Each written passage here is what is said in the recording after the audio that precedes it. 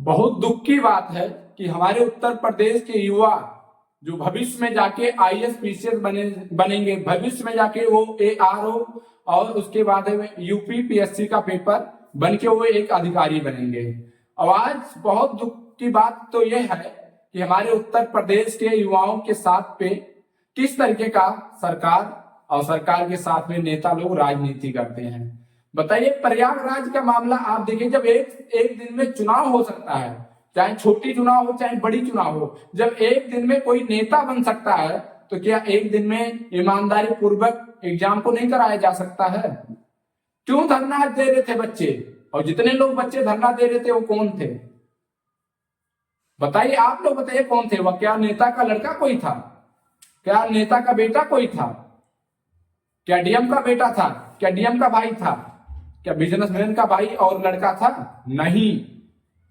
बस जितने लोग वहां पे लाठी खाए हैं और लाठी चार्ज हुआ है वो सब के सब लोग मध्यम और उसके बाद में गरीब परिवार के, मध्यम और गरीब परिवार से बिलोंग करते हैं। बताइए क्या कसूर है?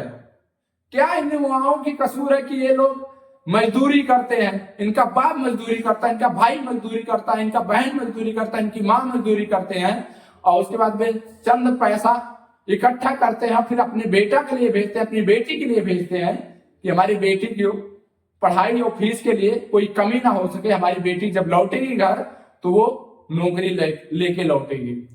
और किस तरीके का हमारे उत्तर प्रदेश में नेताओं लोग राजनीति और किस मंच पे खड़े होकर किस तरीके का भाषण देते हैं, ये हम आप लोग तो जरूर सुनते हैं। लेकिन जब इस तरीके का मामला हमारे सामने नजर आता है, किसी गरीब के घर के सदस्य के साथ में इस तरीके की घटना होता है, किसी गरीब को मारा जाता है, लाठीचार्ज किया जाता है, नेताओं के द्वारा किया जाता है, बड़े से बड़े अधिकारियों के द्वारा किया जाता है, तो फिर वहां हम आप लोग चुप क्यों हैं?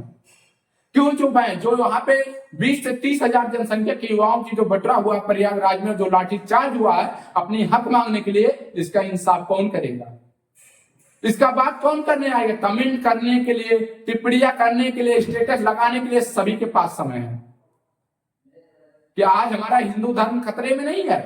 हिंदू धर्म खतरे में नेता लोग कहने वाले आज हमारे हिंदुओं के साथ में किस तरीके का प्रताड़ित कर रहे हैं? क्या वहां पे जितने लोग धरना प्रदर्शन दे रहे थे उसमें हिंदू लोग नहीं है? हम हमेशा निवेदन करते हैं, हाथ जोड़ के कहते हैं कि हमें आपको जातवादी या धर्म के नाम पे बंटना नहीं है। हमारे भारत के जितने भी निवासी यहाँ के लोग हैं सब अपने हैं, सबके सब A to Z अपने ही है। बस दुर्भाग्य की बात यह है कि नेता लोग हमें आपको बांटते तो हैं लेकिन हम आप लोग बट भी जाते हैं। हमारे कुछ युवा, कुछ साथी, कुछ हमारे ऐसे लोग हैं जो इन नेताओं के इशारों पे नहीं चलते हैं और वही लोग जाके एक दिन मुकाम हासिल करते हैं। और जितने भी लोग इन नेताओं के स्पीच से, इन नेताओं के आगे पीछे घूमने से, रैलियों में जाके जयकारा लगाने से लगाते हैं, वो लोग अपना तो भविष्य खत्म ही करते हैं और आने वाला उनका काल का भविष्य भी डगमगा जाता है।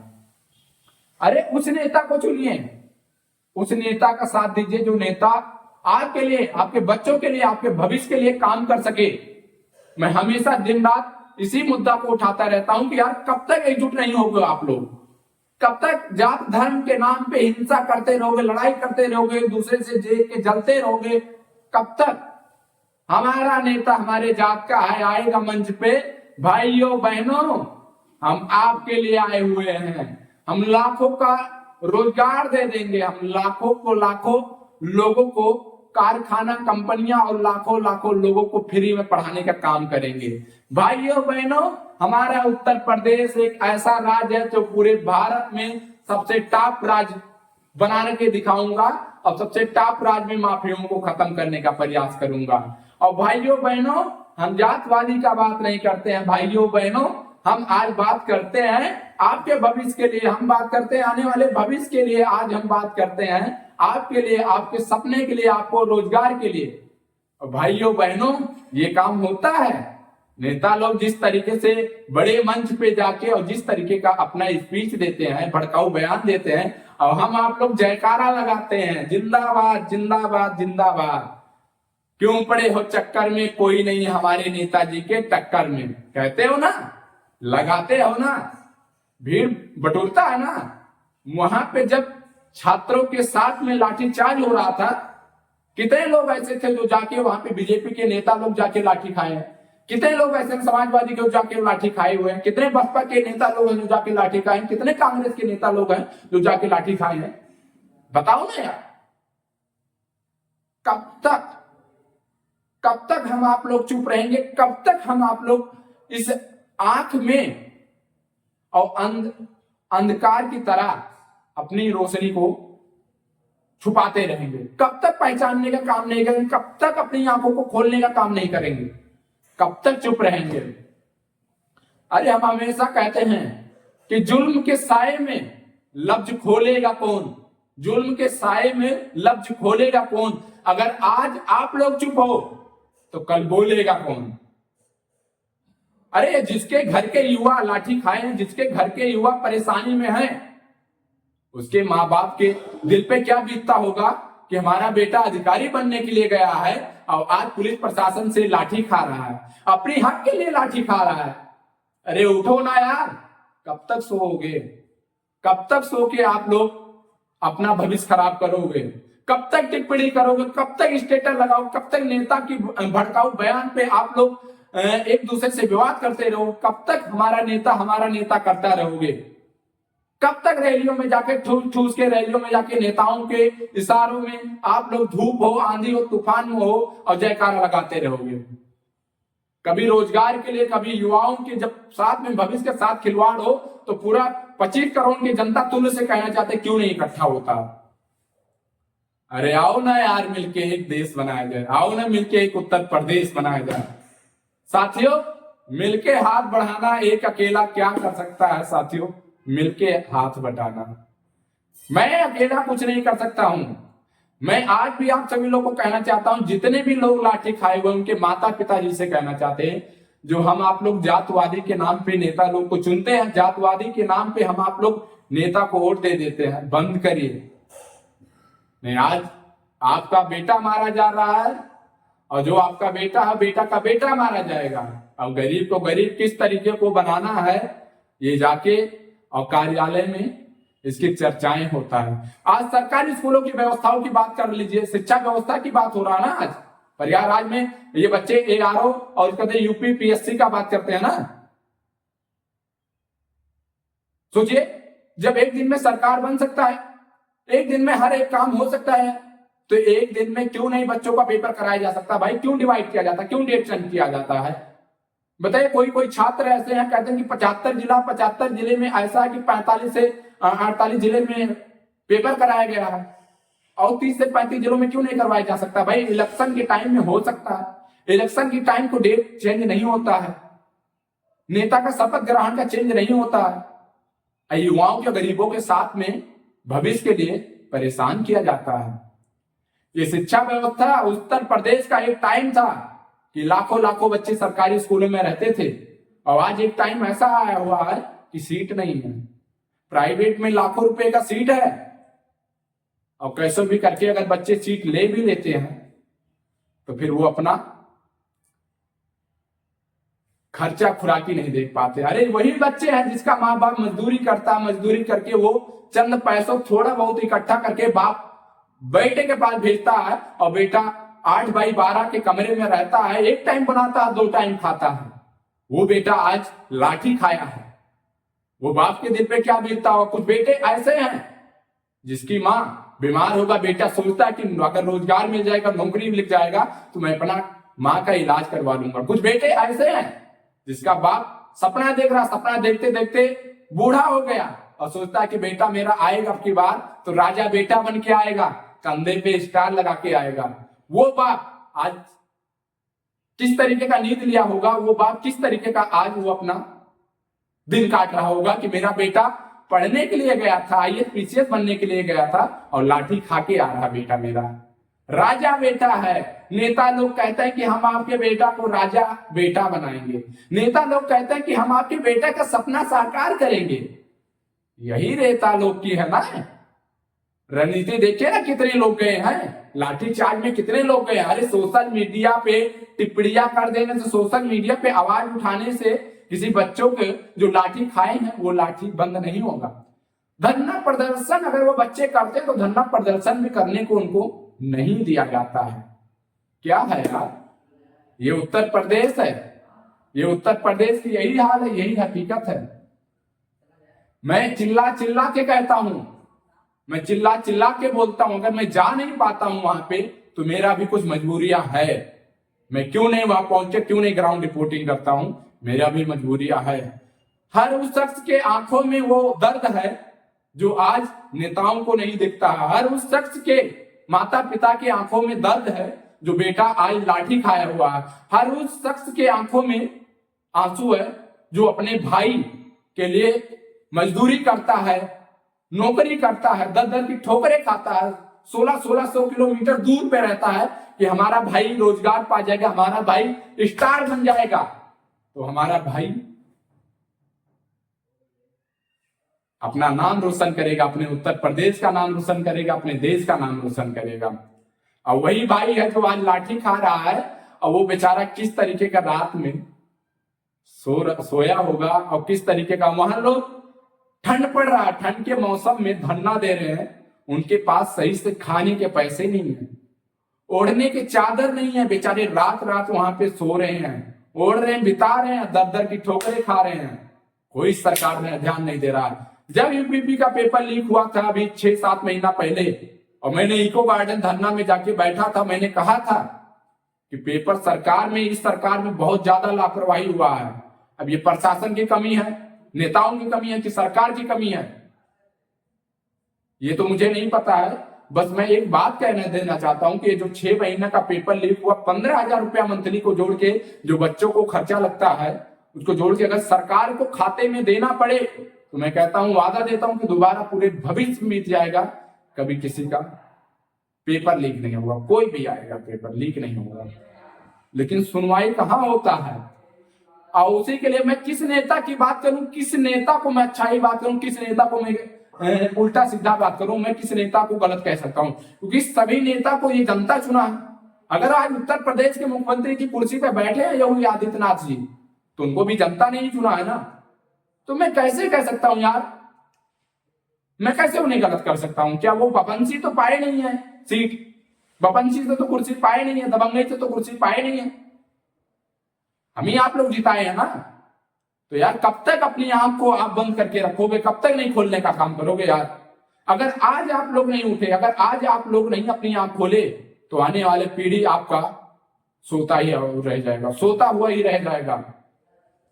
समय है, जाग जाओ, उठ जाओ, और उठने के साथ साथ में आप लोग लड़ो, और आप हमेशा आवाज उठाने का प्रयास करो। अगर कोई आवाज उठा रहा है तो उसका साथ दो, विरोध मत करो, उल्टा सीधा कमेंट मत करो, उल्टा सीधा स्टेटस मत लगाओ, उल्टा सीधा 4 लोग के बैठ के टिप्पणियां मत करो। हमारे पास जो नॉलेज है उस तरीके का मैं काम तो कर रहा हूं, मैं बुराइयां तो नहीं करता हूं ना, मैं गरीबों को तो पैर खींचने का काम तो नहीं करता हूं ना, तो नहीं करता हूं। अगर भोंक रहा हूं, चिल्ला रहा हूं, तो किस बात की चिल्ला रहा हूं भाई? मेरा भाई वहां नहीं बैठा हुआ था, मेरे घर का कोई सदस्य वहां नहीं बैठा हुआ था, मैं नहीं बैठा हुआ था, मैं लाठी नहीं खाता, मेरा दायित्व। लेकिन क्या है कि उत्तर प्रदेश के अगर ऐसे युवाओं को अगर रोजगार मिल जाएगा तो ये अच्छा प्रशासन में खड़े होके और बैठ के अच्छा गरीबों के साथ में इंसाफ करेंगे। मेरा दायित्व ये है, मेरा दायित्व ये है कि मैं उत्तर प्रदेश में अगर रहता हूं तो उत्तर प्रदेश के किसी भी प्रकार की अगर कोई भी समस्या रूप पहाड़ की तरह खड़ा होगा और उसको इंसाफ नहीं मिल रहा, तो हमारा दायित्व ये बनता कि हम एकजुट होकर, एक हाथ मिला के और हाथ पे हाथ रख के और ये कसम खाएं और ये वादा करें कि गरीब हो या अमीर, अगर वो गलत नहीं है तो उसको गलत नहीं किया जाएगा, उसको प्रताड़ित नहीं किया जाएगा, उसको परेशान नहीं किया जाएगा। अमीर हो गरीब, अगर वो क्राइम किया है तो सबको एक समान सजा मिलना चाहिए। अमीर हो गरीब हो, अगर वो शिक्षा लेना चाहता है तो उसको एक समान मिलना चाहिए। अमीर हो या गरीब हो, अगर उसको हाथ मिलाया जाए या उसको कुछ खिलाया जाए तो चाहे अमीर को जिस तरीके का मीठा खिलाया जाए उसी तरीके का मीठा उस गरीब को भी खिलाया जाए। साथियों, टाइम का इंतजार है, बताएंगे हम भी कि कैसे दुख को कम किया जाता, कैसे युवाओं को दुख के साथ में और दुख दिया जाता है। अरे जाइए एक बार तैयारी करके देखिए, मुखर्जी नगर में जाइए, यूपी के कितने बच्चे भरे हुए हैं जो पीजी रूम में रहते हैं। अभी कुछ दिन पहले जब बरसात का मौसम था तो आप लोग जरूर देखेंगे सोशल मीडिया पे किस तरीके का बच्चे अपनी तकलीफ को बयां कर रहे थे। ये प्रयागराज है ना, वही प्रयागराज है ना जो एक समय में बच्चों के चेहरों पे मुस्कान रहता था। प्रयागराज था, और आज वही प्रयागराज है ना जो प्रयागराज में बच्चों के भविष्य के साथ में लाठी से आशीर्वाद दिया जाता है। ये उत्तर प्रदेश के मुख्यमंत्री जी का आशीर्वाद है जो उनका प्रशासन लाठी से उन्हें आशीर्वाद दे रहा है। ये उत्तर प्रदेश के मुख्यमंत्री जी का वो आगाज है जो मंच पे जाके खड़े होकर कहते हैं भाइयों बहनों, आज हम आप लोग को कह देना चाहते हैं कि बटोगे तो कटोगे, बटोगे तो कटोगे। इसीलिए कहते हैं कि एक रहो, और एक रहोगे तो नेक रहोगे। इस तरीके का स्पीच देते हैं। भाइयों बहनों, हमने कहा था कि 10 लाख रोजगार एक साथ निकालेंगे भाइयों बहनों। हमने कहा था बिजली बिल माफ कर देंगे भाइयों बहनों। हमने कहा था कि महंगाई कम कर देंगे भाइयों बहनों। हमने कहा था कि गरीब हो या अमीर सबको शिक्षा एक समान देंगे भाइयों बहनों। वही नेता लोग कहने वाले हैं आज कहां बैठे हुए हैं, किस बिल में जाके बैठे हुए हैं? अरे जाओ ना, खोजो ना यार। आज परेशान किया जाता है, आज हमारे समाज को परेशान किया जाता है, हमारे उत्तर प्रदेश के युवाओं के साथ में परेशान किया जाता है। बताइए किस तरीके का ये सरकार, ये शासन चलेगा? किस तरीके का हमारा उत्तर प्रदेश के युवा लोग अपना उम्मीद लगा के आईएएस और पीसीएस और यूपीएससी आरओ और यूपीपीएससी का पेपर की तैयारी करेंगे? अगर मैं गलत हूं तो आप मुझे आज ही कह दीजिए कि विनोद आप गलत हैं। अगर मैं गलत नहीं हूं तो आप बताइए कि विनोद आप आगे बढ़िए। अगर गोली खाना रहेगा तो आपके साथ में मिलकर गोली खाएंगे। अगर आपको कोई गिराने का साजिश करेगा तो मैं आपके साथ में खड़े होकर लड़ाई लड़ने का प्रयास करूंगा। अरे कब तक यार, कब तक हम एक दूसरे को देख के जलना स्टार्ट करेंगे? कब तक हम एक दूसरे का पैर खींचना स्टार्ट करेंगे? कब तक हम एक दूसरे को सपोर्ट करना स्टार्ट नहीं करेंगे? क्या पता कल वो लाठी खाया, कल परसों आपका बच्चा खाए, परसों आपका भाई खाए, आपका बहन खाए। क्या हो रहा है? क्या हमारे उत्तर प्रदेश में हो रहा है? क्या इसी तरीके का राजनीति चलेगा हमारे उत्तर प्रदेश में? क्या इसी तरीके का काम किया जाएगा? क्या हमारे उत्तर प्रदेश के मुख्यमंत्री जी इसी तरीके का काम करेंगे? सोचो, मैं दिन पे दिन जौनपुर का घटना का मामला का वीडियो बनाते रहता हूं सोशल मीडिया पर। अनुराग यादव का घटना बनाते रहता हूं सोशल मीडिया पे। सोचिए जिस प्रकार उसका 17 साल के एज में मां के सामने, बहन के सामने तलवार से मार के उसका सर अलग किया गया है, उसका सर को अलग किया गया है। मां किस तरीके से आज तड़प तड़प के रो रही है, किस तरीके का मां अपनी दिन काट रही है, ये सरकार को नहीं दिखाई दे रहा है, ये सरकार के नेताओं को नहीं दिखाई दे रहा है। ये सरकार का सपोर्ट करने वाले, रैलियों में जाके लाखों लाखों की भीड़ लगने वाले और हमेशा जयकारा लगाने वाले क्यों आज वहां नहीं पहुंच रहे हैं? क्यों नहीं सरकार के ऊपर आज सवाल कर रहे हैं? क्यों नहीं उस अनुराग यादव के हत्यारों को फांसी होना चाहिए? क्यों नहीं बुलडोजर चलना चाहिए? क्यों उत्तर प्रदेश के मुख्यमंत्री जी वहां नहीं पहुंचते? भाई इलेक्शन के टाइम में, चुनाव के टाइम में हेलीकॉप्टर से, हवाई जहाज से मंच पे पहुंचना जरूर है और भड़काऊ बयान जरूर देना है, लोगों को चूतिया बनाना, गुमराह करना है, ये काम होता है। लेकिन हमारे उत्तर प्रदेश में जब एक पुलिस कस्टडी में किसी का जान ले लिया जाता है, हमारे उत्तर प्रदेश में युवाओं को अपनी रोजगार के हक की लड़ाई लड़ने के लिए लाठीचार्ज किया जाता है, हमारी बहन बेटियों के साथ में रेप होता है, उसके बारे में सरकार चुप्पी तोड़ी रहती है। और आज वही सरकार कहती है कि भाइयों बहनों, हमने इतना विकास कर दिया कि विकास का इस तरीके का बाढ़ आ गया है कि उत्तर प्रदेश के युवा लोग बह जा रहे हैं विकास के बाढ़ में। यही विकास है, यही उत्तर प्रदेश है। अरे अभी भी सतर्क हो जाओ, अभी भी समय है, उठ जाओ और जाग जाओ, एकजुट हो जाओ। हम आप लोग किसी देख कर, चाहे गरीब हो चाहे अमीर हो, कोई भी जात धर्म को देख के उससे हम विवाद नहीं करेंगे, लड़ाई नहीं करेंगे, हिंसा नहीं करेंगे, एकजुट होंगे, एकता बनाएंगे, मोहब्बत की दुनिया उत्तर प्रदेश बसाएंगे। सबसे ज्यादा भारत में नेता कहाँ पाए जाते हैं? हमारे उत्तर प्रदेश में ना। और सबसे ज्यादा बेरोजगारी, गरीबी कहाँ है? हमारे उत्तर प्रदेश में है। हमारे उत्तर प्रदेश में सबसे ज्यादा नेता है। अगर आज सांसद को देखा जाए तो देश का प्रधानमंत्री बनता तो सबसे ज्यादा हमारे सांसद हमारे उत्तर प्रदेश में है। आज विधानसभा की बात किया जाए, जनसंख्या की बात किया जाए तो सबसे ज्यादा हमारे उत्तर प्रदेश में, और सबसे ज्यादा गरीबी, सबसे ज्यादा भ्रष्टाचार, सबसे ज्यादा मर्डर, सबसे ज्यादा रेप, सबसे ज्यादा बेरोजगारी हमारे उत्तर प्रदेश में। क्यों उत्तर प्रदेश की इतनी ज्यादा नेता होते हुए भी हम आप लोग दिल्ली जाते हैं रोजगार के लिए, हम आप लोग मुंबई के लिए रोजगार के लिए जाते हैं, हम आप लोग पूना के लिए जाते हैं, गुजरात के लिए जाते हैं, अहमदाबाद के लिए जाते हैं, राजस्थान के लिए जाते हैं, पंजाब के लिए जाते हैं। क्यों हमारे उत्तर प्रदेश में नहीं को लोग आ रहे हैं? क्यों नहीं रोजगार हो रहा है? क्यों नहीं कारखाना की बात किया जाता, रोजगार की बात किया जाता, भविष्य की बात किया जाता? सरकारी स्कूल में बच्चे नहीं है। क्यों यार? कब तक हम आप लोग हाथ पे हाथ रखे काम करेंगे? जगो ना यार, जगोगे, उठोगे, बोलोगे तभी तो लड़ोगे यार, तभी तो आपको इंसाफ मिलेगा। नहीं, आज आपका बच्चा का दर्द है, कल आपका बच्चा का दर्द जब थोड़ा बहुत कम होने लगेगा फिर आप लोग जातवादी में बट जाओगे। अगर कोई जातवादी का नेता, विधायक, सांसद, जिला पंचायत खड़ा हो जाए और कोई एक व्यक्ति अगर गरीब मध्यम वर्ग का अगर नेता निर्दलीय खड़ा हो जाए तो उसको यही तय करना कि पार्टी का नेता कौन है, वोट तो उसको देना है। निर्दलीय है बेचारा, उसके पैसे की वजह से उसको टिकट नहीं मिला, उसके पास इतनी साधन नहीं है, उसके पास इतने पैसे नहीं कि लोगों के बीच में बांट सके, दलालों को 1-2 लाख रुपया दे के और गांव में भेज सके।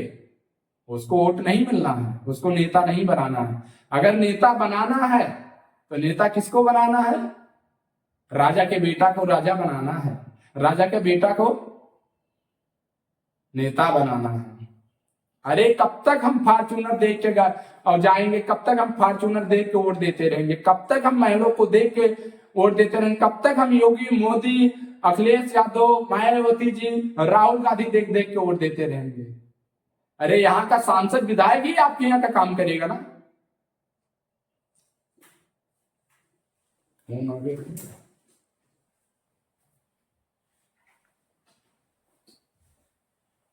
कब तक बताइए आप लोग, कब तक हम आप लोग इस तरीके को अंजाम अपने आप को देते रहेंगे? कब तक हम आप लोग जातवादी में बढ़ते रहेंगे?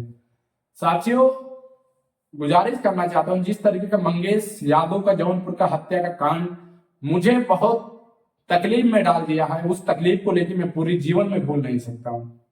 इस तरीके का मामला में बहुत कम देखने को मिलता है। जिस तरीके के बंगाल में एक बहन जो डॉक्टर थी उसके साथ में हैवानियत हो, उसको मैं भूल नहीं सकता हूं। जो एक मोहित पांडे को चिन्हट थाना लखनऊ में कस्टडी में तड़पा के पानी नहीं दिया, मार दिया गया पुलिस प्रशासन के द्वारा, वो मैं भूल नहीं सकता हूं। एक अमन कुमार गौतम था, वो भी लखनऊ का मामला था, उसका भी जेल में ही कस्टडी में जान ले लिया गया। एक लखनऊ का मामला और था, जो एक कुरियर था फ्लिपकार्ट का, वो आईफोन मोबाइल लेने के लिए गया था देने के लिए, और वहां पे जो ऑर्डर किए थे वो लोग ने मोबाइल लेके और उसका जान से मार के और उसी कुरियर के बॉक्स में भर के और इंदिरा नहर में फेंक दिया गया। 2 दिन रेस्क्यू चला, 2 दिन चला, नहीं मिला। समस्याएं रोज है, समस्याएं रोज आते हैं, रोज जाते हैं, लेकिन हम आप लोग क्यों नहीं जागरूक होते हैं? अंबेडकर जी एक बात कहे थे, शिक्षा शैली का वो दूध है जो जितने पिएगा उतने दहाड़ेगा। और आज शिक्षा तो लोग पी रहे हैं, आज दूध तो शिक्षा का पी रहे हैं, लेकिन सर जब सरकार निकम्मी बन गई है, जब सरकार अपने आप को नाकाम साबित कर दी है, तो इन माओ को कैसे साबित किया जाए कि ये शेर है, ये शेर का बेटा है, ये राजा बेटा है? कैसे गरीब राजा बेटा बनेगा?